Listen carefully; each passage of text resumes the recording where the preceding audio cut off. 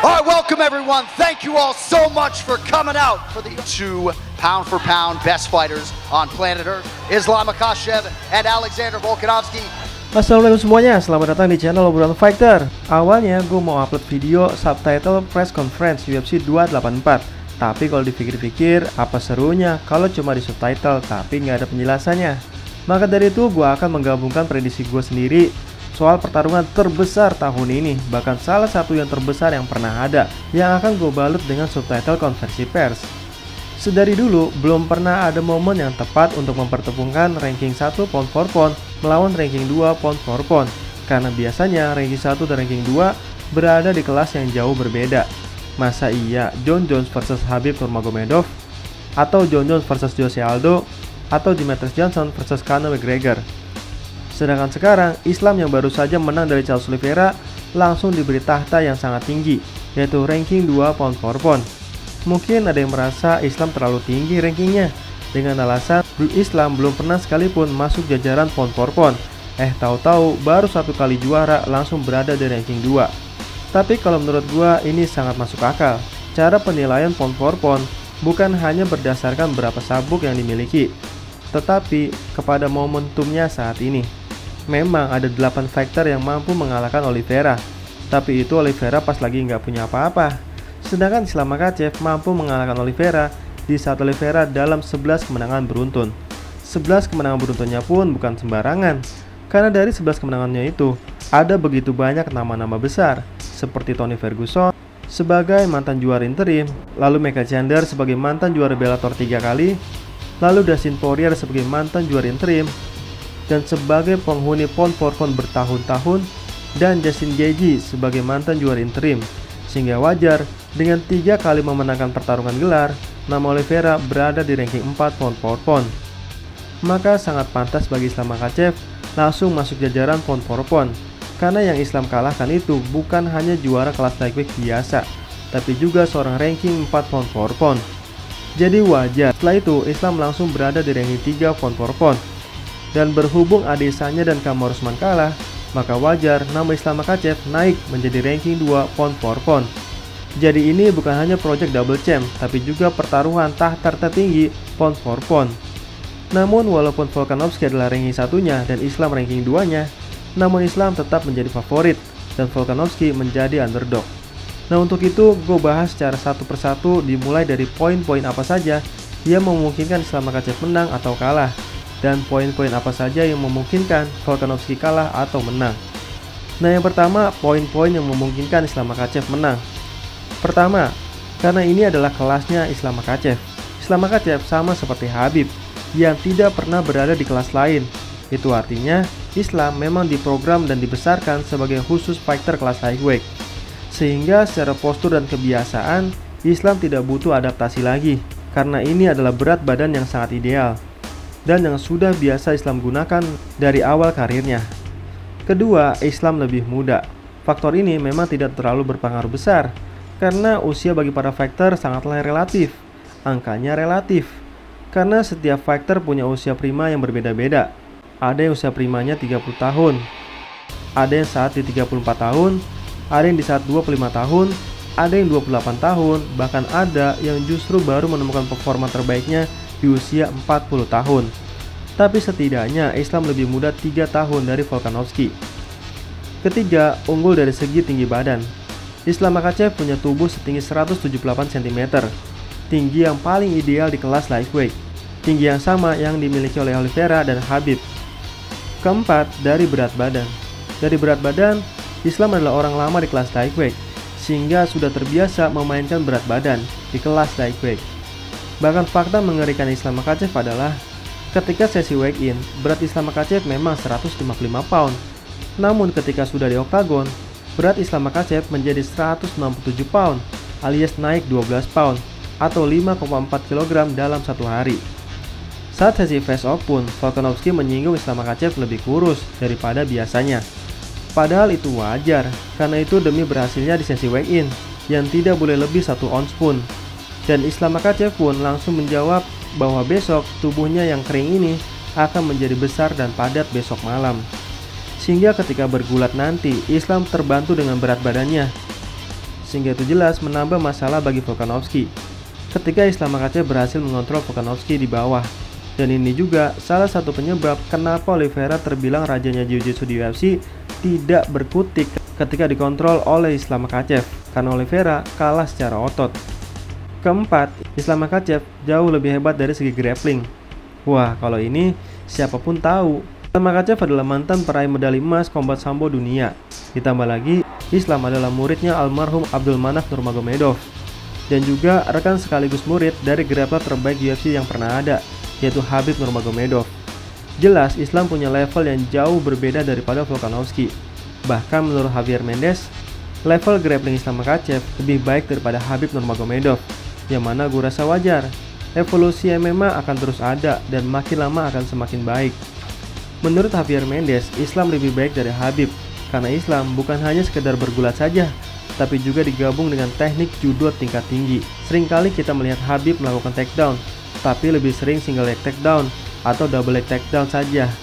Sedangkan Islam Makhachev, wah, ada belasan cara bagi Islam Makhachev untuk menjatuhkan lawan, entah dengan single leg takedown atau double leg takedown, atau dengan berbagai sapuan dari judo. Selama di UFC, Islam berhasil melakukan 27 takedown berhasil, dan dengan teknik yang berbeda-beda. Jelas ini ancaman terbesar bagi Volkanovski.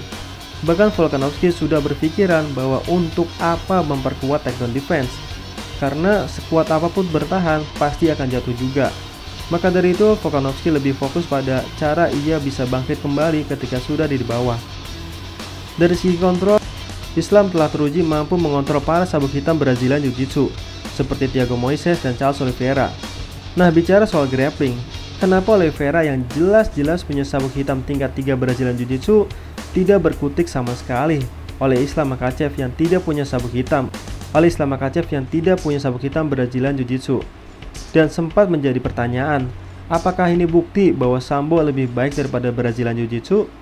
Jawabannya adalah tidak. Jiu-Jitsu tetap lebih baik daripada sambo. Sambo terlihat hebat tergantung praktisinya.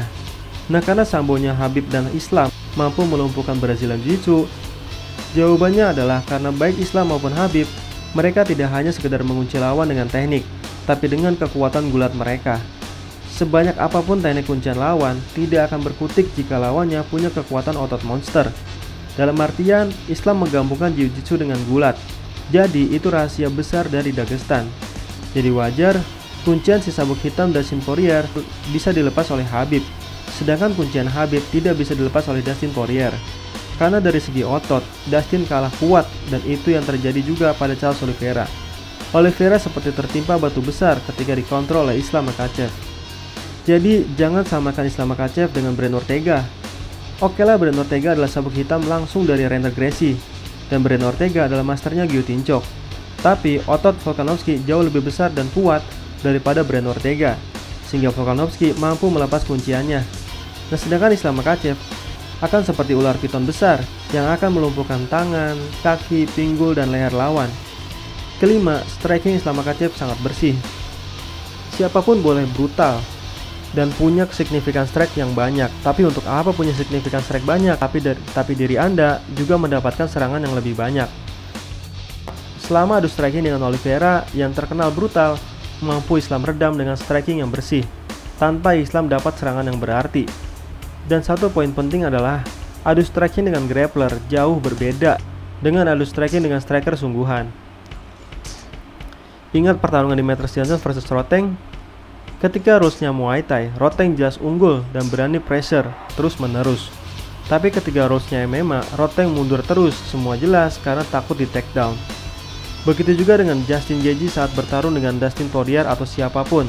Justin selalu berani pressure, tapi ketika melawan Khabib, Justin Gaethje justru jaga jarak. Atau ketika Dustin Poirier versus Oliveira, Dustin jelas adalah boxer terbaik di UFC saat ini, tapi terlihat hati-hati dan tidak berani melakukan tendangan sama sekali karena takut di takedown. Nah, selama ini Volkanovski lebih sering melawan striker ya, karena memang kelas featherweight adalah surganya para striker. Sehingga wajar ketika Islam Makhachev mengatakan dalam konferensi pers bahwa stylenya berbeda dengan Volkanovski.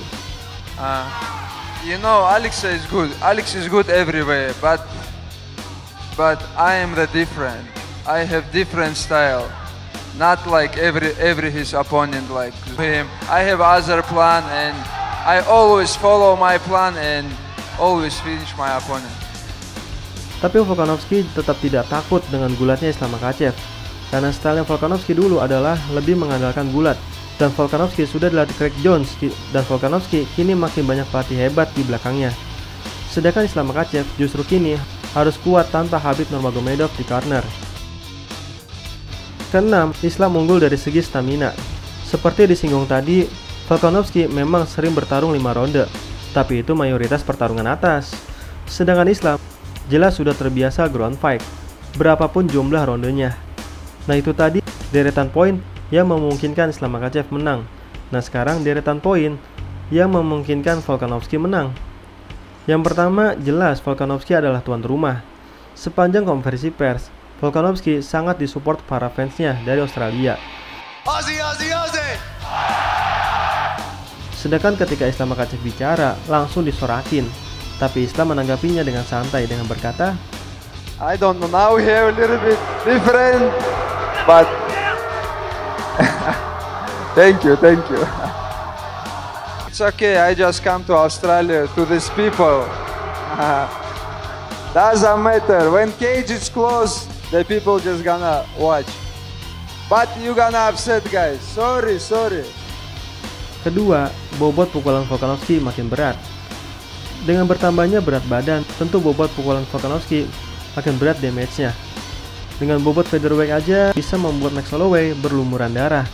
Darah yang lebih banyak dibanding saat melawan Dustin Poirier di kelas lightweight. Tentu ini adalah mimpi buruk bagi Islam Makhachev. Ketiga, Volkanovski sangat cepat. Kita tahu Max Holloway adalah pemegang rekor signifikan strike terbaik sepanjang masa. Itu semua karena kecepatan luar biasa Max Holloway. Tapi secepat apapun Max Holloway, Volkanovski justru lebih cepat lagi.